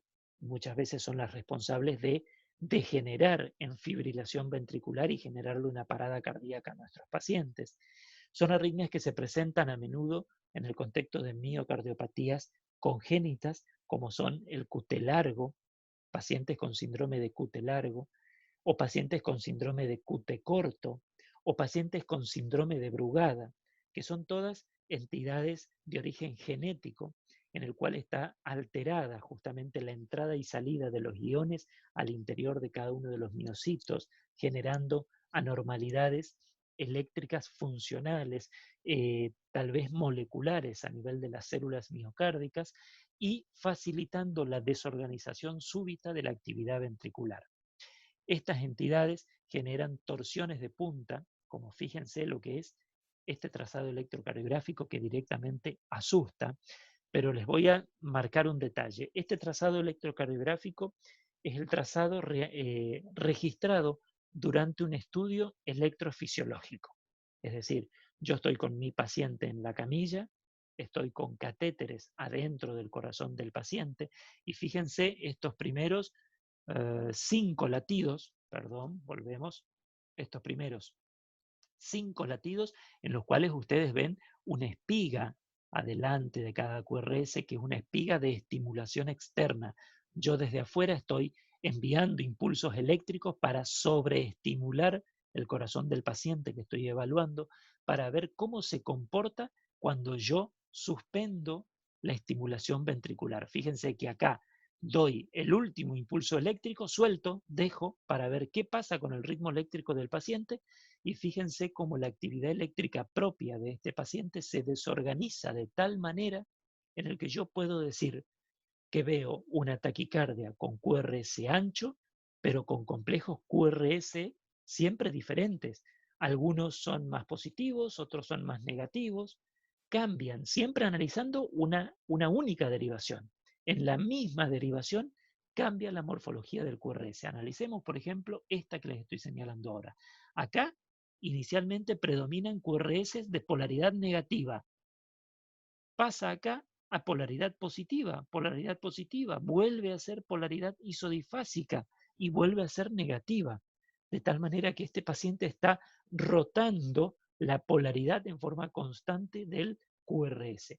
Esto es una taquicardia ventricular polimorfa o torsión de punta. ¿Qué pasa con esta arritmia? ¿Por qué esta arritmia es de alto riesgo? Porque esta arritmia tiene un alto riesgo de no interrumpirse en forma espontánea y en vez de interrumpirse en forma espontánea, degenerar, transformarse a fibrilación ventricular. Y ya hablamos entonces de fibrilación ventricular cuando definitivamente se desorganiza por completo la actividad eléctrica de nuestro corazón y los ventrículos dejan de latir porque ya no hay un comando, no hay una organización eléctrica que los haga contraerse a las paredes de los ventrículos en forma sincrónica. De tal manera que este paciente, donde yo en el trazado electrocardiográfico no puedo discernir ningún complejo QRS, en este caso yo estoy hablando de un paciente con fibrilación ventricular, es decir, un paciente con parada cardíaca, y siempre que digamos fibrilación ventricular, decimos inmediatamente realizar RCP y aplicar cardiodefibrilación externa. Veamos este trazado electrocardiográfico en el cual yo no puedo identificar un complejo QRS. Yo puedo sospechar que alguno de ellos puede llegar a ser, pero primero, hablamos de un complejo QRS cuando yo a continuación también puedo evaluar la presencia de repolarización. En este caso es una desorganización completa de la actividad eléctrica, lo que implica parada cardíaca, lo que implica RCP y lo que implica inmediatamente cardiodefibrilación externa. En cuanto al diagnóstico y pronóstico de todas estas arritmias que hemos hablado hasta recién, ahora viene una serie de diapositivas que yo les voy a resaltar muy poquitas cosas y quiero que ustedes después tranquilamente las lean y las analicen en sus casas. Como por ejemplo, saber que en la mayoría de los casos de los pacientes que van a consultar a su consultorio por palpitaciones, por suerte, en la mayoría de los casos, se tratan de arritmias que no tienen un pronóstico maligno, que no son arritmias de alto riesgo. Por lo tanto, en la grandiosa mayoría de los casos, no es necesario un estudio exhaustivo pidiendo 10 métodos complementarios para saber de qué se trata. Las más frecuentes, como verán en este cuadro, son muchas veces una taquicardia sinusal que genera palpitaciones o las extrasístoles, tanto auriculares como ventriculares. En estos casos requiere un mínimo estudio para saber en qué contexto clínico o con qué cardiopatía estructural tenemos, pero siempre hay que hacer un tratamiento de la etiología que pueda estar gatillando tanto una taquicardia sinusal como las extrasístoles auriculares o ventriculares, y en el caso que sea francamente sintomática, intolerable por parte del paciente, recién ahí evaluar el tratamiento farmacológico. Como les digo, lo más frecuente, chicos, que van a tener ustedes en su carrera, en una guardia de emergencia, en la consulta, son la taquicardia sinusal, las extrasístoles ventriculares o supraventriculares sin cardiopatía estructural, la fibrilación auricular, y esta es la más importante, que no se les puede pasar por alto el diagnóstico, la fibrilación auricular, o en algunos casos, pacientes jóvenes, generalmente sin cardiopatía estructural, las taquicardias paroxísticas supraventriculares. Estas son las 4 taquiarritmias que más frecuentemente ustedes van a ver durante su carrera. En los 4 casos no es necesaria hacer la investigación profunda en el paciente para predecir muerte súbita. Estos pacientes, en su gran mayoría, van a tener distintos tipos de comorbilidades, pero que son tratables, que son, las podemos seguir en consultorio, podemos dar tratamientos farmacológicos que eh, realmente mejoren la calidad de vida del paciente, o hasta incluso podemos realizar tratamientos invasivos como las ablaciones con radiofrecuencias que pueden llegar a curar en forma definitiva y para toda la vida a ciertos pacientes, como por ejemplo los pacientes que tienen taquicardias paroxísticas supraventriculares. ¿De qué tratamientos disponemos para las arritmias? En el caso de pacientes con taquicardia sinusal o pacientes con extrasistolia, lo primero es explicarle, educar a nuestro paciente, tranquilizarlo, explicándoles de que no estamos ante la presencia de una arritmia de alto riesgo, no tiene riesgo de muerte súbita, no le va a pasar nada grave a corto plazo, que vamos a seguir estudiando y vamos a seguir investigando su causa, vamos a corregir todas las causas que correspondan, y que en la grandiosa mayoría de los casos no requiere un tratamiento específico. En el caso de pacientes en los cuales realmente se hace intolerable en el día a día, el paciente está francamente sintomático todo el tiempo por palpitaciones, o en el Holter vemos que tiene extrasístoles auriculares o ventriculares en 24 horas arriba de 5.000, arriba de 10.000 extrasístoles ventriculares en 24 horas, en esos casos sí vale la pena hacer un tratamiento farmacológico, como por ejemplo un buen beta bloqueante cardioselectivo, es decir, un beta bloqueante selectivo de los receptores beta 1, como son el bisoprolol, el metoprolol, el atenolol, o bloqueantes cálcicos no dihidropiridínicos, como son el verapamilo o el diltiazem. Siempre, chicos, en una taquicardia sinusal o en una extrasistolia,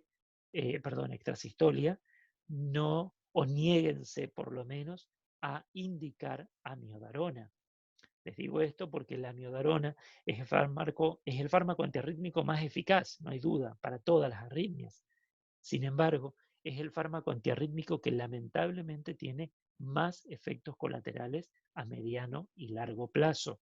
Y como es un fármaco antiarrítmico muy disponible, muchas veces todos están tentados de ser el primer fármaco antiarrítmico que indican a su paciente. En estos casos hay que evitar hasta la última instancia el indicar amiodarona. Y excepcionalmente, en algunos casos muy puntuales de extrasístoles ventriculares sintomáticas, extrasístoles auriculares o Cuando certificamos el diagnóstico de una taquicardia sinusal inapropiada, podemos llegar a plantear la posibilidad de una ablación con radiofrecuencia del foco ectópico de las extrasístoles, principalmente. Hay casos de taquicardias específicas que van a necesitar tratamientos individualizados. Por ejemplo, ciertas extrasístoles auriculares que yo no voy a pasar por muchos fármacos antiarrítmicos, sino de que yo sé que conviene directamente ir a una ablación con radiofrecuencia. Hay casos en los cuales en vez de darle un beta bloqueante o un bloqueante cálcico, yo puedo optar por un antiarrítmico de clase 1, como ser la flecainida o la propofenona. Pero ya estos tratamientos específicos de taquicardias específicas están más asociadas al especialista de arritmias que puede identificar otros parámetros electrofisiológicos por los cuales el paciente se puede haber beneficiado de otro tipo de tratamiento. También me refiero en esta diapositiva a a taquiarritmias específicas cuando hablo, por ejemplo, de una taquicardia sinusal en el contexto de un paciente con insuficiencia cardíaca, en el cual yo como médico generalista voy a hacer hincapié en la optimización del tratamiento farmacológico de la insuficiencia cardíaca. No voy a focalizarme en la arritmia en sí, voy a focalizarme en la causa primaria de esa taquicardia sinusal. O, por ejemplo, pacientes con una taquicardia ventricular de tracto de salida de ventrículo derecho, que generalmente son las taquicardias ventriculares idiopáticas que les nombré anteriormente. En esos pacientes tal vez tienen mejor efecto, mejor resultado los bloqueantes cálcicos en ciertos casos. Entonces, de acuerdo a ciertas características específicas, el especialista puede llegar a recomendar otro tratamiento no habitual. ¿Cuándo voy a llegar yo a pensar que mi paciente con arritmias requiere un estudio electrofisiológico? En estos contextos. Analícenlos ustedes. Fíjense que son pacientes, solo les voy a nombrar el primero, un paciente que consulta por síncope, yo veo en su electrocardiograma extrasístoles ventriculares, le pido un holter y resulta que en el holter tiene salvas de taquicardia ventricular no sostenida, y lo interrogo más profundamente y resulta que tiene antecedentes familiares de muerte súbita. Su papá falleció a los 38 o 40 años, su abuelo falleció a los 42 años. Ese paciente es un paciente de alto riesgo de muerte súbita. Ese paciente que ya hizo síncopes, que tiene extrasístoles ventriculares, que tiene TB no sostenida y que tiene antecedentes familiares de muerte súbita, debe ser evaluado más en profundidad para estratificar el riesgo de muerte súbita. Como dijimos, hay casos muy, muy difíciles de diagnosticar qué tipo de arritmia tiene el paciente, porque resulta que cada vez que el paciente consulta a una guardia de emergencia o cada vez que viene a nuestro consultorio, el paciente tiene el ritmo absolutamente normal. Yo le hago un electro, el electro es absolutamente normal. Le pido un holter de 24 horas, a los 4 meses le pido un holter de 48 horas y así lo sigo estudiando y nunca, nunca se registra una arritmia. Sin embargo, el paciente consulta y consulta por episodios de palpitaciones y episodios hasta incluso presincopales o llegó a tener episodios sincopales a repetición y yo no diagnostico cuál es la causa de esos episodios sincopales. En esos casos, muy poco frecuentes, por suerte, está la posibilidad de poner un holter implantable. El holter implantable es un dispositivo, como ustedes verán, muy pequeño, muy chiquitito, que funciona como una grabadora del ritmo cardíaco del paciente. Se lo pone mediante una microcirugía por debajo de la piel, ahí como ustedes lo pueden observar en la radiografía de tórax, y va a grabar nuestro ritmo cardíaco durante prácticamente 2 años. Entonces, yo después, en el transcurso de esos 2 años, puedo citarlo varias veces a mi paciente e interrogar con los mismos dispositivos que se interrogan los marcapasos para ver qué información dejó grabada ese dispositivo. En algunos casos, yo puedo ver que cuando el paciente tuvo un síncope, como por ejemplo en este trazado electrocardiográfico, el paciente venía con el ritmo normal hasta aquí, comenzó con una taquicardia ventricular hasta que finalmente el paciente se sincopó. De tal manera que yo puedo certificar mediante este dispositivo cuál era la causa de su taquiarritmia. A partir de aquí hay una serie de diapositivos con algoritmos que ustedes los van a analizar detalladamente para saber cómo llegar al diagnóstico diferencial de cada una de las arritmias que estuvimos hablando hasta recién, para saber si se trata de, fíjense, como yo les decía, yo quiero que con estos algoritmos ustedes los analicen, lean cuadro por cuadro, piensen cuál es el diagnóstico diferencial y lleguen a una conclusión. Pero a grandes rasgos, quiero que ustedes de las taquiarritmias puedan llegar a describirme un electrocardiograma diciendo, se trata de una taquiarritmia con QRS estrecho, con QRS ancho, regular o irregular. Entonces, en base a esos criterios, ustedes pueden hacer diagnósticos diferenciales. Si ustedes dicen taquiarritmia con QRS estrecho, irregular, están hablando que lo más probable es que se trate de una fibrilación auricular. Si ustedes dicen taquiarritmia de QRS estrecho regular, lo más probable es que se trate de una taquicardia paroxística supraventricular. Después, ya vieron la imagen de las ondas en serrucho, donde certifican el diagnóstico de un aleteo auricular. No se olviden nunca la imagen de una línea isoeléctrica totalmente desorganizada para hablar de fibrilación auricular. Entonces, con esas consignas, con esos datos, ustedes pueden llegar al diagnóstico certero en algunos casos, como fibrilación auricular o aleteo auricular, o diagnósticos electrocardiográficos muy cercanos a la definición de su mecanismo fisiopatológico, diciendo taquiarritmia con QRS estrecho, regular, por ejemplo. Punto final con las taquiarritmias y pasamos rápidamente, esto es mucho más corto, las bradiarritmias. Entonces, el otro tipo de arritmias son todos los latidos que tengan, todos los ritmos cardíacos por debajo de 60 latidos por minuto. Como dijimos al principio, no se olviden que tener menos de 60 latidos por minuto depende mucho del contexto clínico del paciente. En un paciente joven, en un adolescente, en un paciente que practica habitualmente actividad física, ojo, en un paciente que toma beta bloqueantes.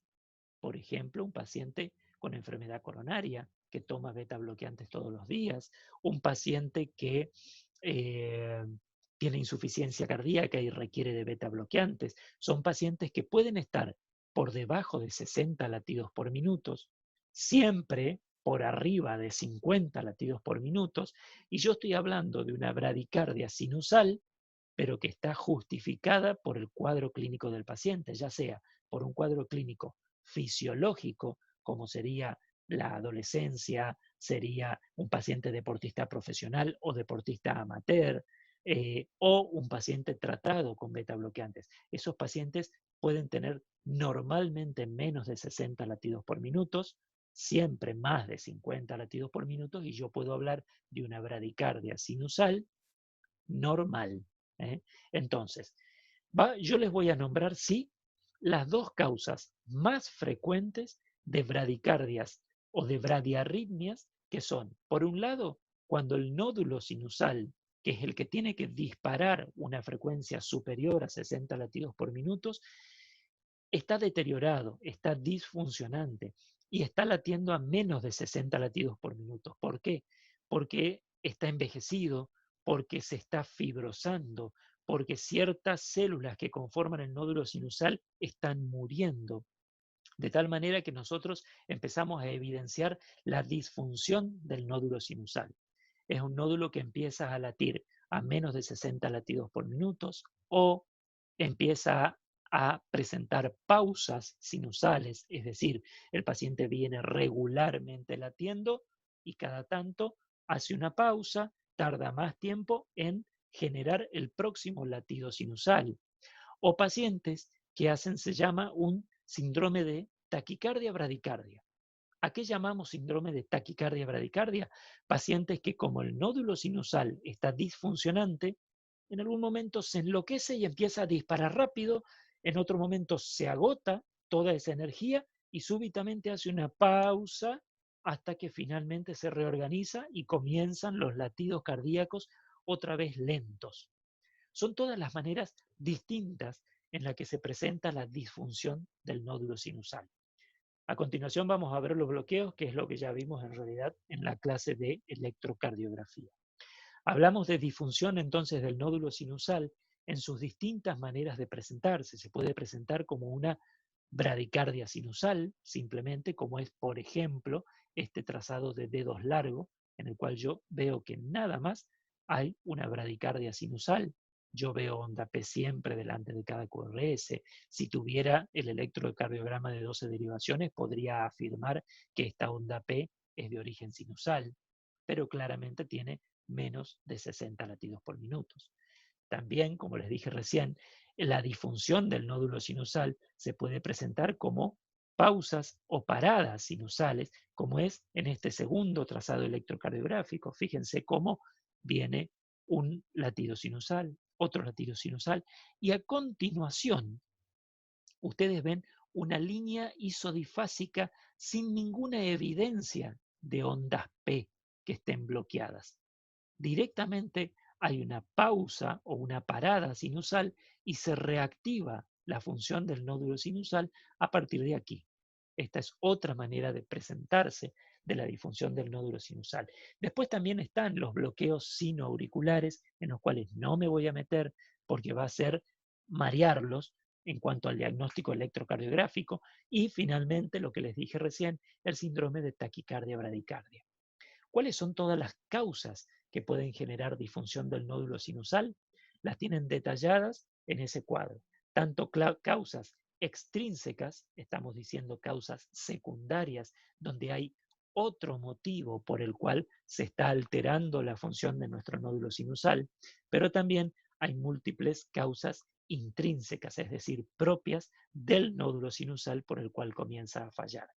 Como ustedes saben, desde el punto de vista anatomopatológico, el nódulo aurículo-ventricular está conformado por toda una serie de células que tienen la capacidad de conducir la actividad eléctrica y también de generar actividad eléctrica porque tienen la función electrofisiológica de automatismo, pero que dentro o la conexión de todas estas células es extremadamente difusa. Hay mucho tejido conectivo en el medio de ellas, están desconectadas de cierta manera. Fíjense cómo más aproximándose mediante un microscopio electrónico podemos ver cómo hay tejido conectivo que muchas veces no permite que se conecten entre ellas, motivo por el cual se retrasa la conducción eléctrica desde las aurículas hacia los ventrículos, pero que como podrán ver en este otro cuadro, hay múltiples causas que entorpecen aún más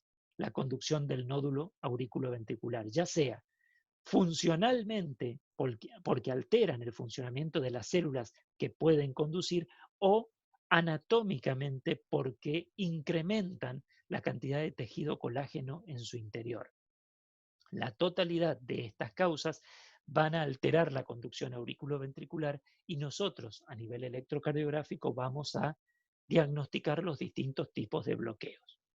Esto lo dimos muy detalladamente en la clase de electro y como dijimos, lo que ustedes tienen que evaluar constantemente es la relación de la onda P con el complejo QRS para poder diagnosticar el bloqueo auriculoventricular de primero, de segundo o de tercer grado o el bloqueo auriculoventricular 2.1 o también llamado de alto grado. Ustedes recordarán estas imágenes puestas en el trazado electrocardiográfico, donde siempre que veamos una onda P que sí seguida por un QRS, pero con un intervalo PR prolongado, estamos hablando de un bloqueo AB de primer grado.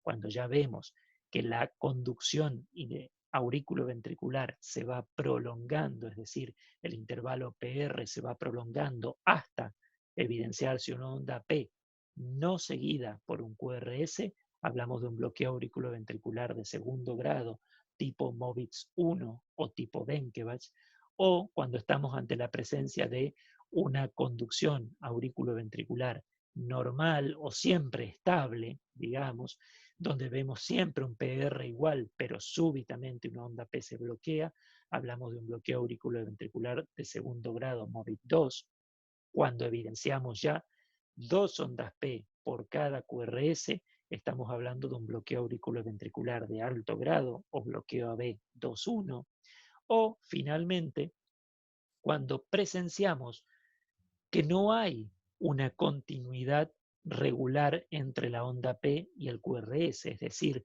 hay una disociación en la actividad eléctrica auricular y ventricular, estamos hablando de un bloqueo auriculoventricular completo.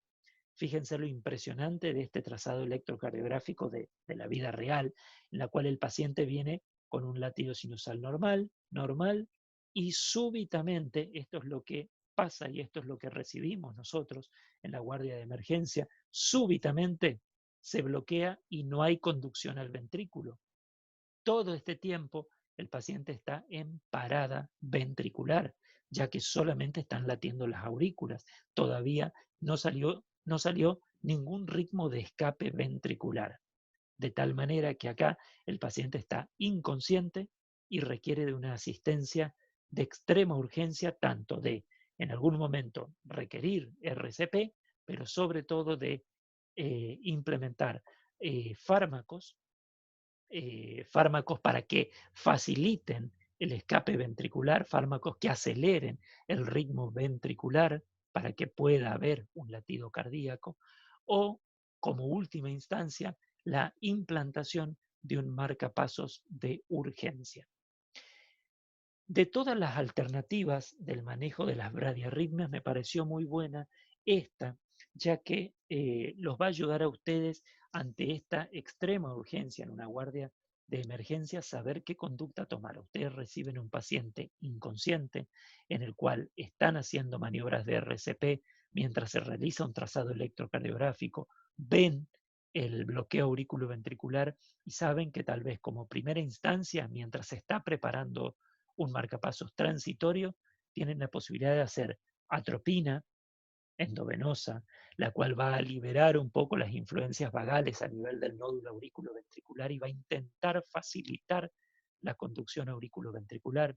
O pueden hacer isoproterenol endovenoso para que facilite y estimule el escape ventricular.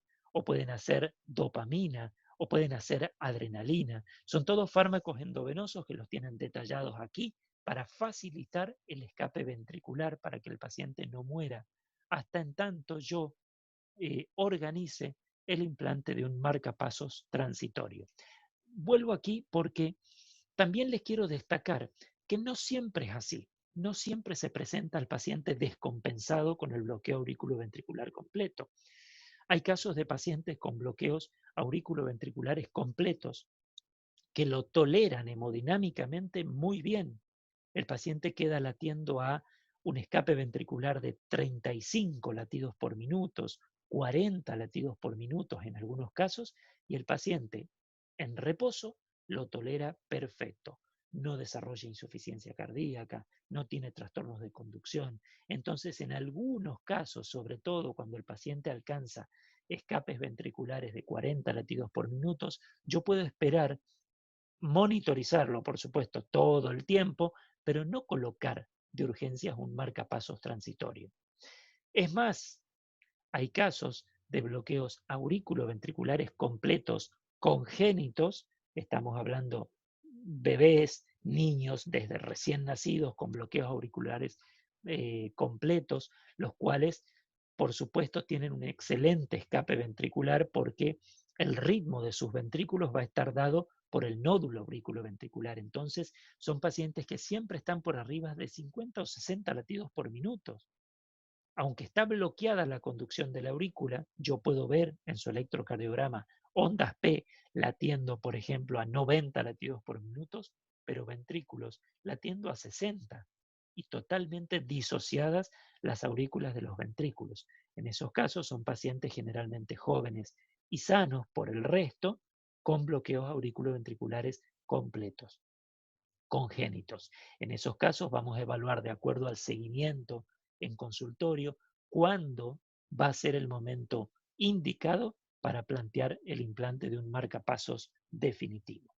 En definitiva, las conductas que se adoptan desde el punto de vista tanto farmacológico como invasivo en los pacientes con bradiarritmias son las siguientes. Como dijimos, las dos causas más frecuentes de bradiarritmias van a ser la disfunción del nódulo sinusal y los bloqueos auriculoventriculares. Cuando tenemos un nódulo disfuncionante, un nódulo sinusal disfuncionante, ante todo siempre primero evaluar e intentar corregir si es que existen causas secundarias que lo están generando. En el caso de que se trate de un paciente con una disfunción sinusal asintomático, es decir, el paciente puede estar a 50 latidos por minuto, pero completamente asintomático, ese paciente no requiere tratamiento por el momento, requiere un seguimiento estrecho. Eso sí, debemos cada 2 meses tener una consulta, repetir electrocardiogramas para ir viendo que no se deteriore cada vez más la función sinusal, porque el paciente una vez que baja de 50 latidos por minuto, tal vez esté a 45 latidos por minuto, pero ya sabemos que a largo plazo va a generar una hipoperfusión de la totalidad de los órganos, de tal manera que a largo plazo va a deteriorar la calidad de vida y la proyección de la expectativa, perdón, de vida de los pacientes, de tal manera que en esos casos, aunque fuera asintomático, cuando el paciente tiene menos de 50 latidos por minuto, yo sí me tengo que plantear la posibilidad del implante de un marcapasos. Pasa lo mismo cuando se trata de un paciente con disfunción del nódulo sinusal sintomático, es decir, por ejemplo, tiene 50 latidos por minuto, pero el paciente está disneico, mareado, con debilidad generalizada en forma constante y nosotros no identificamos y hemos descartado por completo una causa que esté generando esos síntomas. En ese caso, sí se plantea directamente el implante de un marcapasos. ¿Qué pasa con los bloqueos? Los bloqueos, el de primer grado, seguirá siendo siempre seguimiento por consultorio para ver que no evolucione a un bloqueo de segundo grado. Los bloqueos de segundo grado otra vez dependen de la sintomatología. Si el paciente es completamente asintomático, los vamos a seguir, mientras que si ya desarrolla síntomas, debe estar indicado el implante de un marcapasos. Y en el caso de un bloqueo auriculoventricular completo, va a terminar en un marcapasos de urgencia o programado en algunos casos. En definitiva, como verán, el tratamiento de las bradiarritmias a largo plazo no tiene mucho misterio. Cuando está muy lento, no hay fármacos que se den para que a largo plazo y vía oral el paciente pueda tener un tratamiento farmacológico. Los tratamientos farmacológicos en las bradiarritmias son solamente vía endovenosa y para la urgencia, pero el tratamiento a largo plazo de las bradiarritmias es el implante de un marcapasos. Con esa diapositiva terminamos. Tienen la bibliografía disponible, como ustedes saben, en el aula virtual, así que pueden consultar en esa bibliografía o saben que estoy disponible en el foro para consultas al respecto. Chicos, cortamos la grabación, así que estoy a disposición de ustedes para dudas, preguntas que tengan que hacer respecto de la clase que acabamos de dar.